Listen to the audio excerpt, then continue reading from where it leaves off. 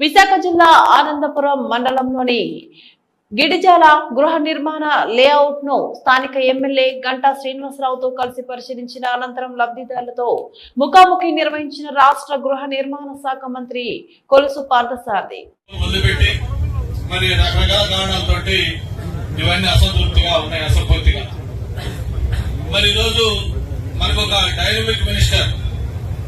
నాకు ప్రత్యేకించి బాగా ఆప్తులు. మేమిద్దరం కూడా గతంలో కంబైన్డ్ ఆంధ్రప్రదేశ్ లో కలిసి మంత్రివర్గంలో ఉన్నవాళ్ళం, మంత్రులుగా పనిచేసుకోవడం కలిసి. మరి పొలిటికల్ ఫ్యామిలీ వాళ్ళ నాన్నగారు అయితే ఎప్పుడో మనం చిన్నప్పుడు ఉన్నప్పుడే మచిలీపట్నం ఎంపీగా చేశారు. అటువంటి పొలిటికల్ ఫ్యామిలీ, ప్రజల సమస్యల పట్ల పూర్తి అవగాహన ఉన్న వ్యక్తి.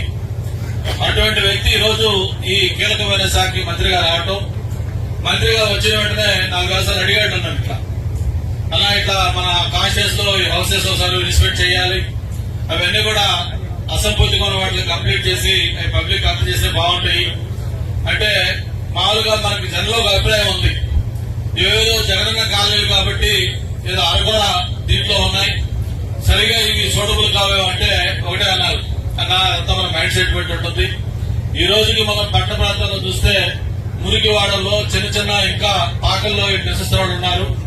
అటువంటి వాళ్ళకి ఏ విధంగా చూసుకున్నా ఇది బెటర్ గా ఉంటాయి. కాకపోతే ఇక్కడ ఏమి మనం ప్రాబ్లమ్స్ రెక్టిఫై చేద్దాం, మిగతా సంబంధించిన అసంపూర్తిగా ఉన్న పనులు కూడా కంప్లీట్ చేద్దాం అని చెప్పని మొత్తం డిపార్ట్మెంట్ అధికారులు అందరినీ పిలిచి ఈచ్ కాలనీ వైజ్ ఎన్ని ఇళ్లు శాంక్షన్ అయినాయి, ఎన్ని ఇళ్లు కంప్లీట్ చేశారు, ఎన్ని ఇంకా స్టార్ట్ చేయాల్సి ఉన్నాయి, ఆ కంప్లీట్ చేయాల్సిన ఏమేమి వర్కులు పెండింగ్ ఉన్నాయి, కరెంట్ సైడ్ ఏంటి, లేకపోతే మిగతా ఫెసిలిటీస్ ఏంటి, అలాగే కామన్ ఫెసిలిటీస్ ఒక 15,000 ఇళ్లు ఒక చోటకు వస్తే ఒక పెద్ద టౌన్షిప్ లాంటిది, దానికి కామన్ ఫెసిలిటీ ఒక స్కూల్ ఉండాలి, ఒక హాస్పిటల్ ఉండాలి, ఒక మార్కెట్ ఉండాలి, ఒక షాపింగ్ కాంప్లెక్స్ రావాలి, ఒక సినిమా థియేటర్ రావాలి. ఇటువంటివన్నీ రావాలంటే అక్కడ కొంత కామన్ స్పేస్ కూడా ఉండాలి. ఇవన్నీ సరిగా వదిలారా లేదా, వదిలితే అవన్నీ ఎలా ఉన్నాయి ఇవన్నీ కూడా డీటెయిల్ గా స్టడీ చేద్దామని చెప్పని ఏదో అధికారులు చెప్పిన మాటలు వినకుండా నేను స్వయంగా వస్తాను, నేను చూస్తాను, చూసిన తర్వాత నిర్ణయం తీసుకుందామని చెప్పని ప్రత్యేకంగా ఆల్ ద వే ఈ రోజు ఈ కార్యక్రమం కోసం మినిస్టర్ గారు వచ్చినందుకు ఆయనకి ప్రత్యేకంగా ధన్యవాదాలు, అభినందనలు. అందరూ కూడా హర్షధ్వానాలతో చెప్పడం ద్వారా పడతా ఉన్నాం. ముఖ్యంగా ఏమిటంటే పెద్ద ఎత్తున ఈ రాష్ట్రంలో పేదవాళ్లకి ఇల్లు నిర్మించేవారనే ఏదైతే ఆలోచన ఉందో,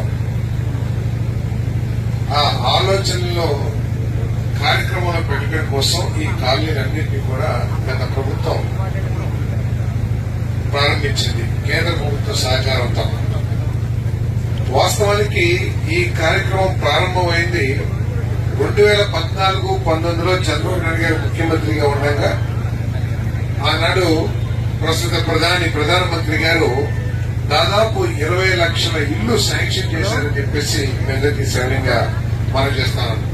కానీ గత ప్రభుత్వం యొక్క ఆలోచనలో ఉన్న తప్పిదాల మూలంగా కానివ్వండి, ఒక దూరదృష్టి లోపించడం మూలంగా కానివ్వండి, ఇల్లు కడుతున్నాము, ఇళ్లలో నివాసం ఉండాలంటే సౌకర్యాలు లేకపోతే నివాసం ఉండలేము అనే ఆలోచన లేకపోవడం కానివ్వండి, చంద్రబాబు నాయుడు గారు ప్రభుత్వంలో 2.5 లక్షల రూపాయలు ఎప్పుడు 14-19 అంటే 10 సంవత్సరాల క్రితం ఏదైతే యూనిట్ కాస్ట్ ఉందో ఒక ఇంటికి 2.5 లక్షల రూపాయలు ప్రతి పైసా రాష్ట్ర ప్రభుత్వం నుంచి ఖర్చు పెట్టి చంద్రబాబు నాయుడు గారు ఇల్లు కట్టిస్తే, తర్వాత వచ్చిన ప్రభుత్వం జగన్మోహన్ రెడ్డి గారి ప్రభుత్వం ఆ 2.5 లక్షల నుంచి 30,000కి తగ్గించేసుకునే రాష్ట్ర ప్రభుత్వం వాటాని, మిగతా 1,50,000 రూపాయలు కేంద్ర ప్రభుత్వం నుంచి తీసుకుని దీన్ని ఇంత కొంచెం ఇబ్బందికరంగా ఈ కార్యక్రమాన్ని నిర్వహించాలని చెప్పేసి చెప్పడం తప్పదని చెప్పేసి కూడా మీరు మనం చేస్తా ఉన్నారు. రోడ్లు ఇక్కడ రోడ్లు పెద్ద సమస్య కనబడతలేదు, కానీ మరి విద్యుత్ సౌకర్యం ఏదైతే ఉందో అది కనీస అవసరం. ఎవరైనా సరే ఇక్కడికి రావాలంటే విద్యుత్ సౌకర్యం లేదే ఎవరు రాలేదు. అదేవిధంగా మరొకటి డ్రింకింగ్ వాటర్ స్కీమ్ కూడా ఉందని చెప్పేసి మీకు మనం చేస్తాను. ఇక్కడ కూడా గత ప్రభుత్వం మూలంగా ప్రజలకు ఏ విధంగా నష్టం జరిగిందో ఒకసారి ఆలోచన చేస్తే, జల్ జీవన్ మిషన్ అని చెప్పేసి కేంద్ర ప్రభుత్వం నిధులిస్తే కూడా ఆ స్కీమ్ ద్వారా ఇటువంటి కాలనీస్ అన్నింటినీ కూడా మరి త్రాగునీటి వసతి ప్రతి ఇంటికి ఒకలా ఏర్పాటు చేయాలని చెప్పేసి ఆలోచన చేసింది గత ప్రభుత్వం, మరి కేంద్ర ప్రభుత్వ సహకారంతో. కానీ దురదృష్టం ఏంటంటే ఆనాటి ప్రభుత్వం దీన్ని కార్యాచరణలో పెట్టుకోకుండా తన చాతకాంతనం కానివ్వండి, లేకపోతే ఆర్థిక సమస్యల వల్ల కానివ్వండి, అంటే అప్పుల ఊబిగా మార్చేసి రాష్ట్రంలో రాష్ట్ర ప్రభుత్వం ఇవ్వాల్సిన వాటాను ఎగ్గొట్టి ఆ కార్యక్రమం పూర్తిగా మరి నిర్వహించుకోలేకపోయామని చెప్పేసి మీకు మనం చేస్తాం. ఆ కార్యక్రమాన్ని ఉపయోగించుకోలేకపోయాం.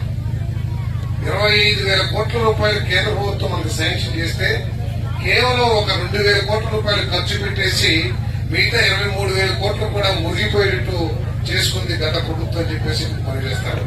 ఈ రోజు నేను పరిశీలించిన దాన్ని బట్టి చూస్తే ఏంటంటే ఇల్లు బాగానే కట్టారు, దానికి ఇంకా పూర్తి చేయాల్సిన అవసరం ఉంది. తప్పకుండా ఈ రోజు కానీ రేపు కానీ మీ గౌరవ శాసనసభ్యులు కూర్చొని పెట్టుకుని ఈ మిగతా పనులు ఏదైతే ఉన్నాయో వాటిని పూర్తి చేయడానికి ఏదైనా కార్యాచరణ చేయాలో ఆలోచన చేస్తామని చెప్పేసి మనం చేస్తాను. ఇందాక కూడా నేను మరి విద్యుత్ శాఖ మంత్రి గారితో మాట్లాడాను, అదేవిధంగా మరి అధికారులతో కూడా మాట్లాడాను. వారు వెంటనే ఎక్కడైతే ఇల్లు పూర్తయినాయో అక్కడ విద్యుత్ సౌకర్యం ఏర్పాటు చేస్తారని చెప్పారు. మీరు గనక ఈ ఇళ్లలో నివాసానికి వచ్చినట్లయితే తప్పకుండా ఆ విద్యుత్ సౌకర్యాన్ని అతి త్వరలో ఏర్పాటు చేస్తారని చెప్పేసి కూడా